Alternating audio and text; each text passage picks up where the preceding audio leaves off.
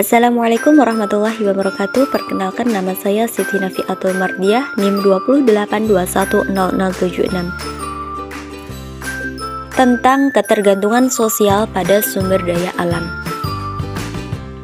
Ketergantungan pada sumber daya alam merujuk pada situasi di mana suatu negara atau masyarakat sangat bergantung pada eksploitasi dan penggunaan sumber daya alam untuk memenuhi kebutuhan ekonomi, sosial, dan politik mereka. Di sini, dalam periode 2017 sampai 2022, realisasi PNBP tertinggi terjadi di tahun 2022.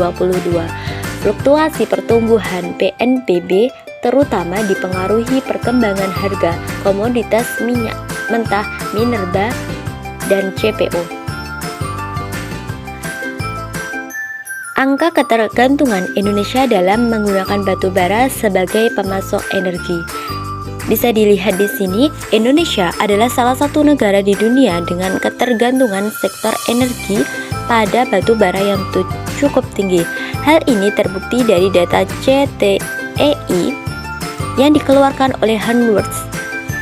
Pada tahun 2022, Indonesia mencetak skor tertinggi dari 21 negara pada CTEI Argumen dengan skor 6,76%.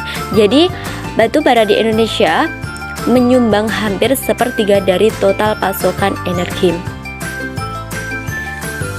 Ciri-ciri ketergantungan pada sumber daya alam. Sektor sumber daya alam seperti pertambangan dan perkebunan mungkin memberikan kontribusi yang signifikan terhadap produk domestik bruto di Indonesia. Kedua, ekspor utama barang-barang yang berasal dari sumber daya alam seperti minyak, gas, batu bara, dan kelapa sawit. Tiga, masyarakat menggantung mata pencaharian mereka pada sektor sumber daya alam seperti pertanian, perikanan, dan pertambangan.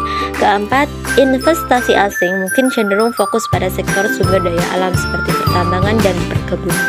Adapun dampaknya, ketergantungan terhadap ekspor suatu daya alam membuat ekonomi Indonesia rentan terhadap fluktuasi harga global.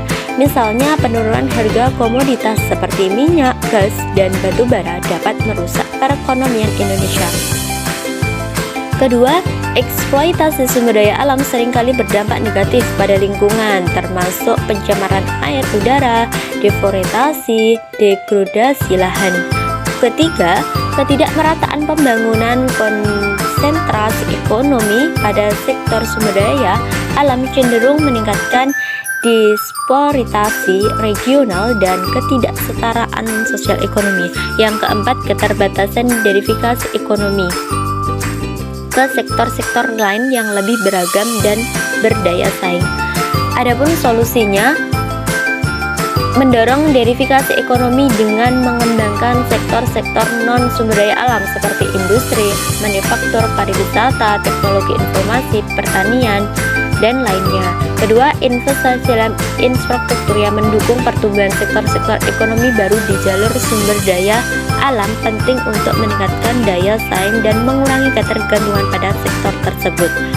Ketiga, kebijakan pengelolaan sumber daya alam yang berkelanjutan termasuk pembatasan eksploitasi, restorasi habitat alam, dan penerapan praktik-praktik pertanian dan kehutanan yang berkelanjutan. Keempat, mendorong inovasi dan pengembangan teknologi baru dalam sektor-sektor. Contohnya teknologi hijau, teknologi pertanian modern. Kelima, melibatkan masyarakat lokal dalam pengelolaan sumber daya alam. Keenam, investasi dalam pendidikan dan pelatihan untuk meningkatkan keterampilan dan pengetahuan tenaga kerja di Indonesia. Terima kasih.